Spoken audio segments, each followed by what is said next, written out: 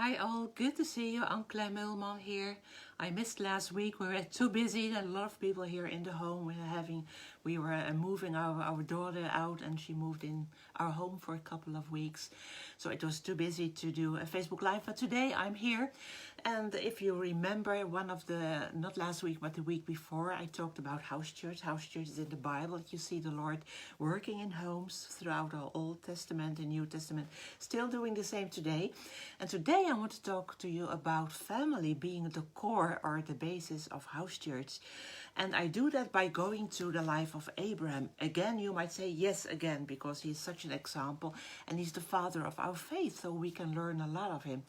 So go to Genesis 18, and there you read, I've mentioned it many times, when the Lord comes by, with two angels. They had a meal with Abraham. And then the Lord says in Genesis 18, verse 17 to 20, in the Amplified version, it says, "And the Lord said, shall I hide or shall I keep secret from Abraham, my friend and servant, what I'm going to do?" And I like that he called Abraham his friend and servant. And in verse 18 it says, "Since Abraham shall surely become a great and mighty nation, and all the nations of the earth shall be blessed in him." And verse 19 says, "For I have known him in order so that he may command his children and his household after him, that they keep the way of the Lord, to do righteousness and justice, that the Lord may bring to Abraham what he has spoken to him." Why Abraham? Verse 19, "For I have known him, that he may command his children and his household after him." So what do we see here? What was God's plan? His plan was for Abraham to become a great and mighty nation, and by him the nations of the earth to be blessed. And he spoke that actually to Abraham in Genesis chapter 12, verse 1 to 4. It says here, "Now the Lord said to Abram, get out of your country, from your family, and from your father's house, to a land that I will show you, and I will make you a great nation." I like it. I will make you a great nation. There's nothing that Abram could do about it. We sometimes think we have to make things happen, Promises. No, God said, "I will make you a great nation, and I will bless you. You shall be a blessing, and I will bless those who bless you," and so on, and so on. So that was God's plan. And by the way, the name Abraham, it means father of many nations, or father of a multitude. How is he going to make Abraham a father of many nations? Well, first of all, he said, "I will do that." So he took him from his own family, he said, from his father's house, from his family, had to get away from everything that was familiar to him. He took him from his own people. And then he was working on his heart, so that the Lord at the end could say, "Abraham, you are my friend and you are my servant." What was Abraham's part? Abraham's part was to command or to direct his children and his household after him, his slaves and those belonging to him, that they keep the way of the Lord to do righteousness and justice. Why? To do that so that the Lord may bring to Abraham what he has spoken to him.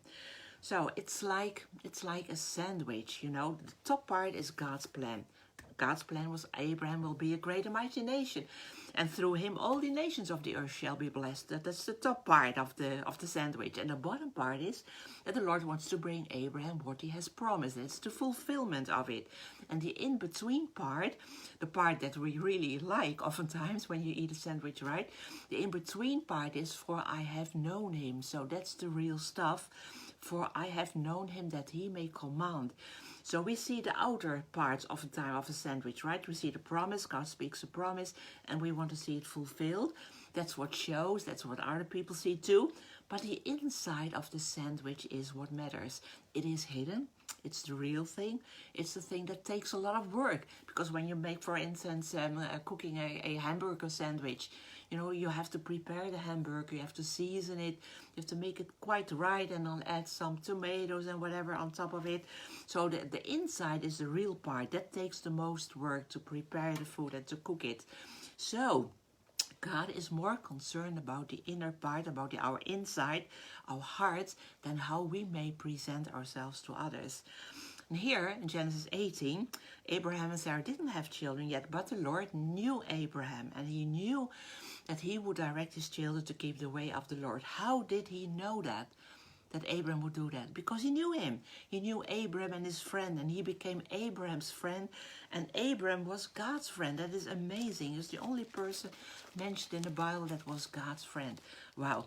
There's actually to see more scriptures that talk about Abraham being God's friend. James 2:23, Chronicles 20:7, and here another one in Isaiah 41 verse 8, I believe. And I like this one. It says, Isaiah 41 verse 8, but you, Israel, the Lord says, you are my servant, Jacob, whom I have chosen, the descendants of Abraham, my friend. It's like when you read it, he says, though you are the descendants of Abraham and he's my friend.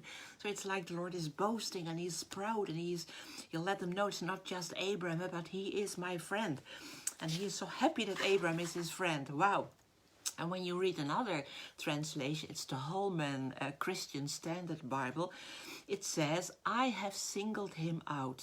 Well, that's important, right? Sometimes we feel, maybe you feel that you are singled out of your family, of your families, of your ancestors. You are the only one that knows the Lord, right? That happened to Abraham. The Lord said, I have singled him out, that he will direct his son. And I like the word direct, but it means to aim them in a certain position, a certain direction. It means going in a straight direction. Is no turning back, no going back and forth and whatever, leaving the path. No. And it also means to guide by advice and instruction. So when you direct your children, you have to tell them, this is the way you should go. This is the right way. Do not turn to the left. Do not turn to the right. And you have to guide them and instruct them and tell them why and tell them how and walk the path together with him. So that was Abraham's part. He had to direct his sons and their families to keep the way of the Lord by doing what is right and just. And it says, and then I will do for Abraham what I have promised. Wow.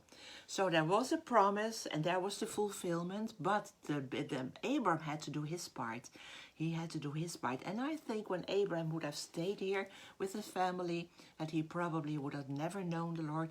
He would never be God's friend, and the Lord would never be his friend. And the promise probably would never have been fulfilled. So God had to take him out of everything that was familiar to him. So God had a plan. He had to work in Abraham, and then he knows Abraham. Abraham knows the Lord, and Abraham is called his friend and his servant. And his heart is to direct his children in the way of the Lord. And then the Lord is able to do what he promised to Abraham.